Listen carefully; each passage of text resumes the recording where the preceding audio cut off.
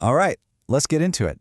Have you ever wondered what it really takes to grow your own food? Well, today, we're going to demystify that whole journey.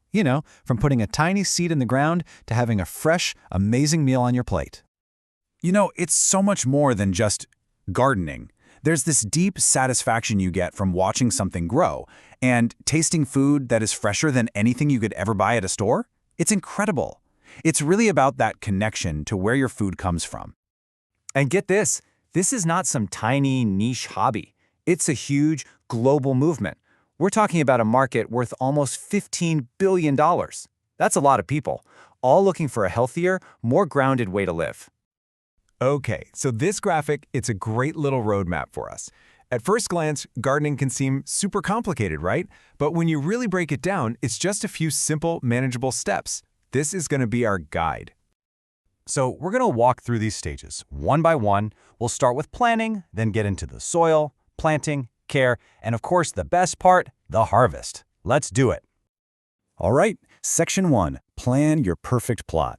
Honestly, a little bit of thinking right here at the beginning can save you so many headaches down the road. It's kind of the secret sauce to a great garden. So, before we even talk about plants or dirt, let me ask you this. What's the single most critical thing for a garden to thrive? Any guesses? It's not some fancy fertilizer, it's sunlight. Simple as that. You've got to have at least 6 to 8 hours of direct sun. That's non-negotiable. Okay, so once you've found that perfect sunny spot, you've got a couple of choices. You could do the classic in-ground garden. Sure, but honestly, for beginners, raised beds or containers are a total game changer. You get complete control over your soil, and trust me, your back will thank you. And this right here is probably the best piece of advice I can give you. Start small. I know it's tempting to go big, but it's so much more satisfying to have a small, super productive plot than a giant, weedy mess that just stresses you out. The goal here is to build your confidence, right? So what does small actually look like? Well, this is pretty much perfect. A simple 4 by 8 foot raised bed. It's totally manageable, not overwhelming at all, and you'd be shocked at how much food you can actually get out of a space this size. And check this out. Here's a super simple planting plan for that very bed. See the logic here? You put your tall stuff like tomatoes in the back so they don't throw shade on everything else. Then, the quick-growing things like lettuce go right up front where you can grab them easily. It's just a really smart, simple setup that, well, it just works. All right, moving on to Section 2, build your best soil. And let me tell you, this is everything. It is hands down the most important thing you'll do. Think of your soil as the living, breathing foundation of your whole garden. Get this right, and everything else gets easier. But how do you even know what kind of soil you're starting with? There's this super cool old school trick called the jar test. It's basically a little science experiment you can do at home. You just shake up some soil and water, let it settle, and boom, you can literally see the layers of sand, silt, and clay. So cool. And here's the best part. No matter what that jar test tells you, whether your soil is sandy or heavy clay or somewhere in between, there's one magic ingredient: compost. Seriously, it's like a multivitamin for your garden. It fixes almost everything. And this is the goal. You want soil that's dark and crumbly, something you can run your hands through. It should smell earthy and alive. It shouldn't be like a hard brick. This is the stuff that happy, healthy plants are made of. Okay, now for the really fun part. Section 3, planting for success. The plan is made, the soil is ready to go. Now we actually get to put things in the dirt. This is where it all starts to feel real.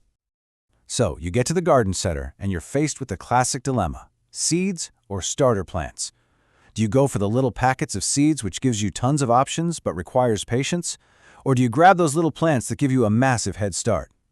Really, it's just a trade-off between cost and convenience. Seeds are way cheaper and you get way more variety, but you have to wait. Starter plants, they're like your plug-and-play option for a nearly instant garden. You know what I almost always recommend for beginners? The hybrid approach. It's the best of both worlds, really. Grow some easy stuff from seed, like lettuce or beans. They come up super fast. It's a great confidence boost. Then buy starters for your big-ticket items, like tomatoes.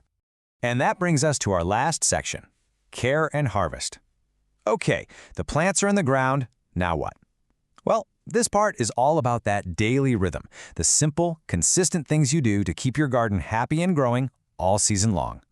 Watering. This is probably the #1 spot where new gardeners get tripped up. It's so easy to give too much or not enough. But don't stress about it, because there is a super simple trick that makes it practically foolproof. It's called the finger test, and it is exactly what it sounds like. Forget about watering on a strict schedule. Just stick your finger a couple inches into the soil. If it feels dry, go ahead and water. If it's still damp, wait another day. That's it. It's really that easy. Now, what about weeds and pests? Well, the best offense is a good defense. Putting down a nice thick layer of mulch, absolute game changer for keeping weeds down. And you can do smart things like companion planting, which basically invites the good bugs in to take care of the bad bugs for you. And all of that, the planning, the soil building, the watering, it all leads to this, the ultimate payoff. That moment you get to just step outside your door and snip a few herbs or pick a tomato for dinner. I'm telling you, it totally changes how you feel about your food. So I want to leave you with this question. You have the roadmap now. You know the steps from planting the plot to that final amazing harvest. So what's the first thing you're going to plant?